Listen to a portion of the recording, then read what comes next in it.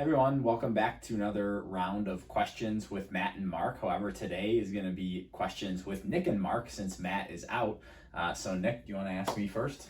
I am. So our first question for you today is how you think about asset allocation and how you apply that to just wealth management.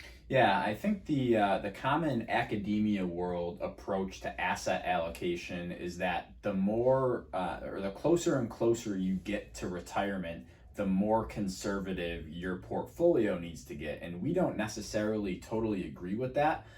We think that portfolios should be allocated, number one, based on a client's risk appetite and risk level and tolerance for risk and volatility.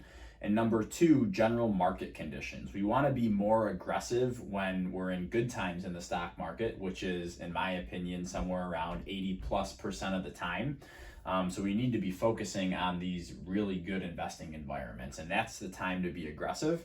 And when the investing landscape is less favorable, then we'll be more conservative.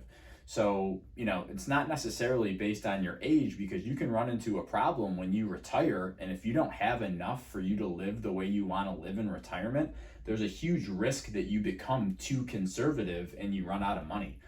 So it really is based on the individual that we're talking to at that point in time. So kind of basing off of that, can you just give a brief overview of what we think about when we're going to pick stocks for client portfolios?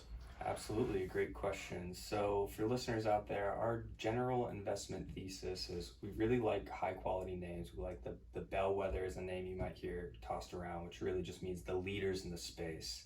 We really like names that have high growth rates from both a top and bottom line. So high growth rates for revenues, high growth rates for your EPS as well. And one of the core things that we do when we're investing, we really want to own a name for multiple reasons. We don't just want to own stock ABC because they're great at one thing. We want to be very well versed in a name. In other words, a wide moat. They're not just good at one thing. Right, exactly. Which you're going to get when you're investing in the high quality names across the space. So right.